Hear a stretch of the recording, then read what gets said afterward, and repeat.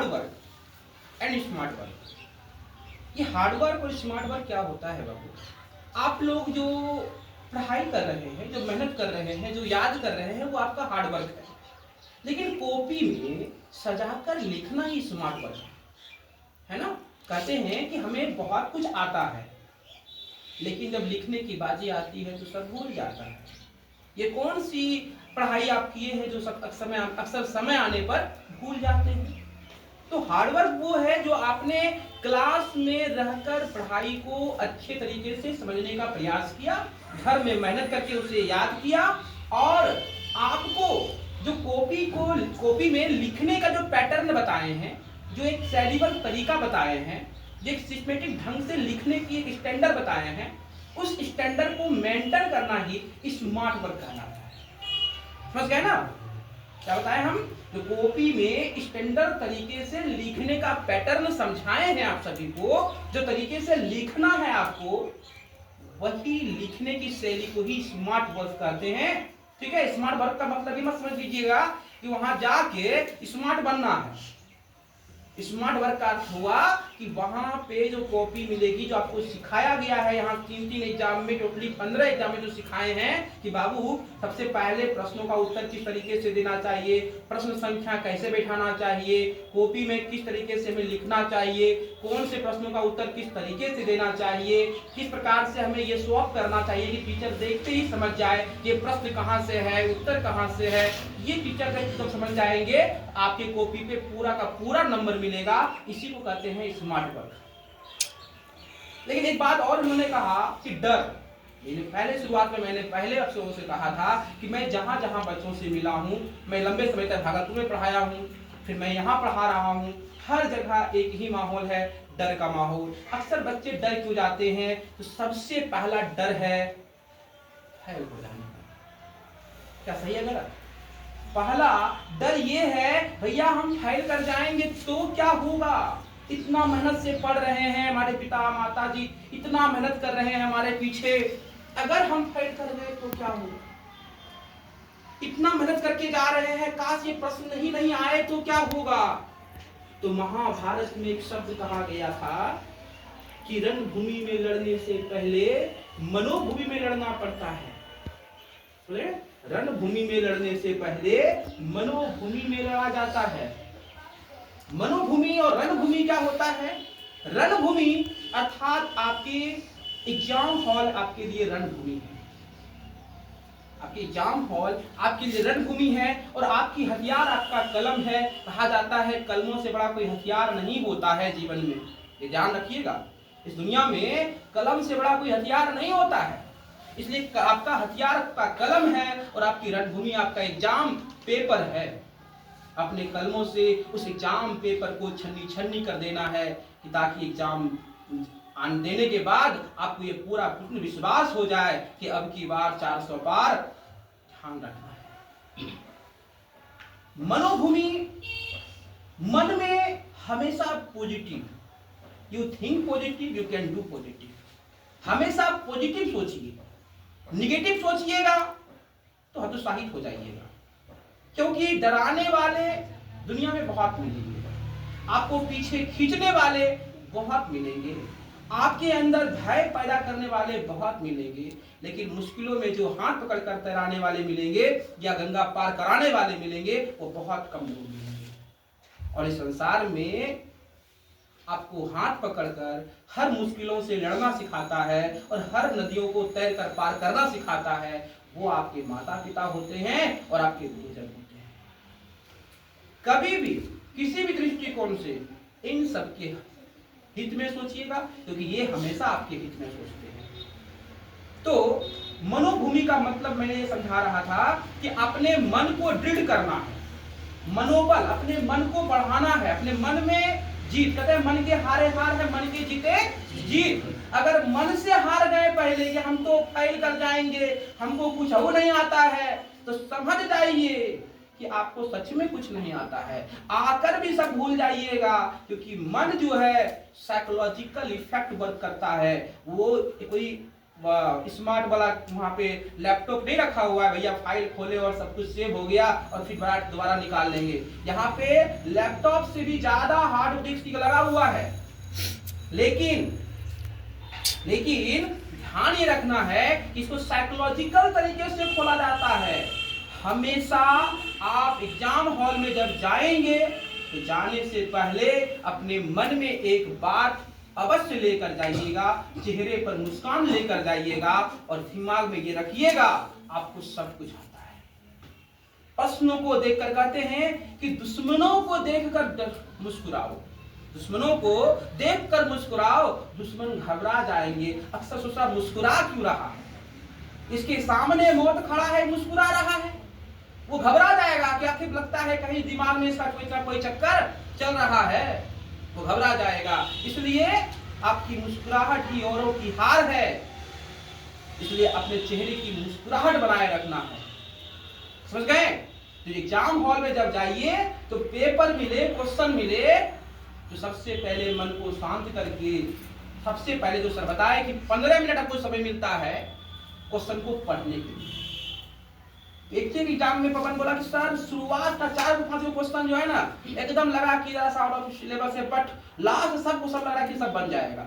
अब क्या करेगा, रंग तो दिए शुरुआत में, दिमाग लगा के रंग दिए सब शुरू वाला एकदम से। इसलिए सर कहे कि शुरू का 15 मिनट आपको जो समय देता है वो मनोभूमि से लड़ने के लिए देता है। और शुरू में जब पतना उल्टाइएगा, उल्टाते जाइएगा, प्रश्न को एक झलक देखते जाइएगा, जहां पे नजरें टिक गई दिल का भैया ये आंसर है, टाक से टिक मार लेना उसको। उसके बाद आपको लगे कि प्रश्न जो है अब तो पूर्ण रूपेण हमारे बस में है, तो विश्वास करिए वो हमेशा आपके बस में है। मतलब आपको ये सोचना है कि हमें सब आता है, हमें सब आता है, 100% आपको जो कुछ भी नहीं आता है वो भी आएगा उसका। ये साइकोलॉजिकल इफेक्ट है। इसलिए मन के हारे हार है, मन के जीते जीत है। कभी मन से हारना नहीं है, हमेशा मन को जीत में बदलना है। अगर मन जीत गया तो तन जीत जाता है, अगर मन हार गया तो तन ऐसे ही आलसी है, वो कहता भैया आराम करो ना, काय तोड़ने जा रहा है झूठे मूठे, समझे? तो तन जो है ना मन के मारे हारता है, तन कभी नहीं हारता है। मन हार जाता है तो तन हार जाता है। कभी कभी देखते हैं ना कुछ काम में ऐसा आपको मनोबल आ जाता है, ऐसा मन लग जाता है नहीं कर लेना है, उसके लिए ना दिन और रात कुछ नहीं पूछते हैं ना, एकदम कंटिन्यू कर रहे होते हैं। कभी सोचे हैं सब चीज की? नहीं सोचे हैं कि भाई कंटिन्यू से खेलने में कभी मन हारता है? एकदम खेल रहे हैं तो खेल ही रहे हैं, लेकिन पढ़ने के लिए क्या देगा, बड़ी नींद आ रहा है, थक गए हैं, नहीं समझे? इसलिए मन को बनाकर रखना है, मन में विश्वास रखना है कि हमें हर प्रश्न का उत्तर आता है और आप सभी प्रश्नों का उत्तर जानते हैं। ऐसा कोई प्रश्न नहीं है जो हम पढ़ाए नहीं हैं। आपके पीछे बैठे, आपके बीच बैठे हैं पिछले क्लास के बच्चे, जो पिछले वर्ष एग्जाम हुआ था, ये सारे बच्चे अच्छे स्कोर करने वाले बच्चे यहाँ बैठे हुए हैं।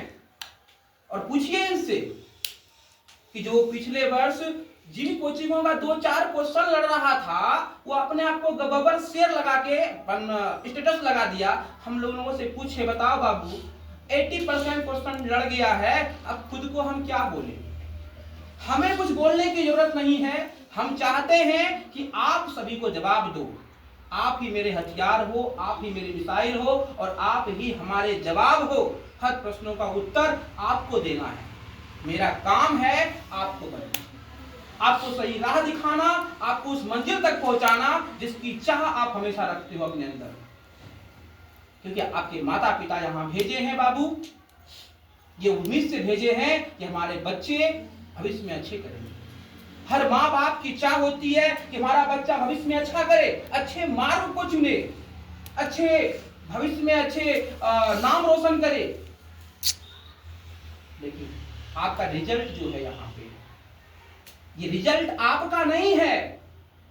आप जिसके लिए पढ़ रहे हो या अपने लिए नहीं पढ़ रहे हो, क्योंकि आपके मन में चल रहा होगा तो फेल करेंगे तो क्या होगा, फेल करेंगे कर जाएंगे, यही चल रहा होगा। अरे करेंगे तो करेंगे, अरे पास तो होना है, पास तो होना है। मन में जिन विद्यार्थियों का ये शब्द चल रहा होगा अक्सर ये थोड़ा सा सोचिए कि जो माँ बाप आपके लिए दिन रात मेहनत करते हैं, वो माँ बाप के लिए रिजल्ट है। हर एक के सभी के माता पिताओं को ये चाह होगी हमारा बच्चा एग्जाम देगा, और आपके माता पिता ही नहीं, आपकी रिजल्ट को देखने के लिए आपका समाज खड़ा इंतजार कर रहा है। देखेंगे ना रिजल्ट क्या आएगा, बट्टी पढ़ता है तुम लोग, देखेंगे कि पढ़ता है कि घूमता है, देखेंगे कि समाज का भाषा है। समाज इंतजार कर रहा है आपका रिजल्ट देखने को। दूसरा, आपके जो रिश्तेदार हैं वो भी इंतजार कर रहा है, फलाना बेटा दे बेटी देते एग्जाम, देख बे क्या रिजल्ट करता है ना, समझे, वो भी इंतजार कर रहा है। और साथ ही साथ में माता पिता की ये चाह है कि हमारा बच्चा एग्जाम देगा, अच्छा करेगा। जिस दिन आपकी रिजल्ट खराब हो जाएगी, भले आपके आंखों में आंसू आए या ना आए, लेकिन उस दिन आपके माता पिता की आंखों में आंसू जरूर आएगा, क्योंकि वो 2 साल आप जो यहाँ पढ़ रहे हैं, वो 2 साल एक सपने सजाए रखे हैं कि मेरा बच्चा पढ़ रहा है, अच्छा रिजल्ट करेगा। जिस दिन आप रिजल्ट अच्छा करिएगा, उस माँ बाप का चेहरा खुशियों से खिल जाएगा, सीना समाज में ऊपर उठ जाएगा, चौड़ा हो जाएगा। तो निर्णय आपके हाथों में है बाबू, कि आप अपने माता पिता के आंखों में आंसू लाना चाहते हैं, या आप अपने माता पिता के चेहरों पर खुशी लाना चाहते हैं। ये निर्णय आपको करना है।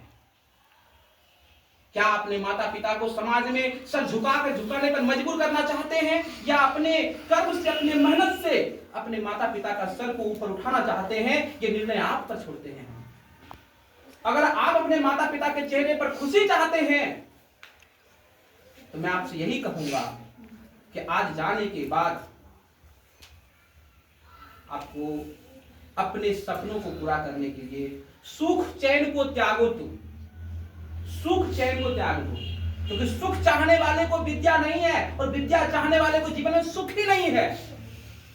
जो ऋषि महर्षि हिमालय में जाकर तपस्या करते हैं, वो कहेंगे भैया अपना हीटर लगा दे, यहाँ पर ठंडा लगता है हिमालय पर। बताइए कि ऋषि महर्षि बनेंगे? वो नहीं बन सकते ना। वो तपस्वी बन सकते हैं? नहीं बन सकते हैं।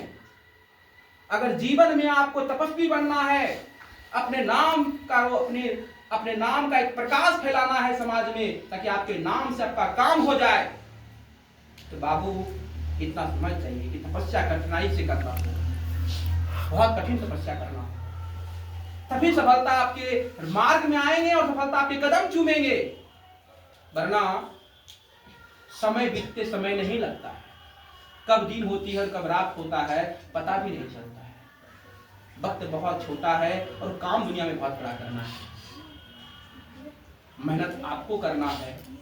भले राह दिखाने के लिए हैं, आपके माता पिता हैं, गुरुजन हैं, सब लोग हैं जो आपको राह दिखाएंगे, आपको चलने के लिए कहेंगे, लेकिन चलना आपको, मार्ग पर दौड़ना आपको है, जीवन में सफलता प्राप्त करना आपको है। जिस दिन आप जीतोगे, समझ जाना उस दिन मैं जीत गया हूं। और मैं हमेशा चाहता हूं कि मैं आपसे हारूं, एक एक बच्चा मुझे हराओ। हर एक शिक्षक चाहता है, हर एक माँ बाप चाहता है कि हमारा बच्चा जो है ना मुझे हरा दे। जिस दिन आप जीतोगे ना, उस दिन हम जीत जाएंगे। समझ गए ना? पिता हमेशा चाहते हैं कि हमारा बाल बच्चा हमसे ज्यादा ऊपर जाए, इसलिए पिता हमेशा अपने बच्चों को कंधे पर लेकर चलते हैं, ताकि जहां तक हम नहीं देख पा रहे वहां तक मेरा बच्चा देखे। अब वो माँ बाप के लिए, वो गुरुजन के लिए आपको क्या करना है, वो आप पर निर्णय छोड़ते हैं कि आपको सही राह चलकर सही मंजिल को प्राप्त करना है, या समय को व्यर्थ घटाना है, व्यर्थ बर्बाद करना है, वो निर्णय आप पर। यहाँ पे आप लोग जितने एग्जाम दिए हैं, जो भी मार्क्स यहाँ पर आया है, वो आपके अनुकूल हो या ना हो, जिन बच्चों का रिजल्ट कम होगा, हतोत्साहित नहीं होना, और जिन बच्चों का रिजल्ट उनकी उम्मीद से ज्यादा होगा, उन्हें ज्यादा उत्साहित नहीं होना। यह आपको एक आईना दिखाने का काम करता है। ये रिजल्ट आपको एक आईना दिखाता है कि बाबू तुम क्या हो, क्योंकि दर्पण कभी झूठ नहीं कहता है, ये समझ लीजिए। जिस दिन आप दर्पण से बात करना सीख गए, जीवन में सत्य से बात करना सीख जाइएगा। इसलिए दर्पण कभी झूठ नहीं बोलता। ये रिजल्ट आपके लिए एक दर्पण है। वो दर्पण है जहां पर जाकर आपको आपके मनोबल को, आपके भविष्य को आगे ले जाने का काम करेगा।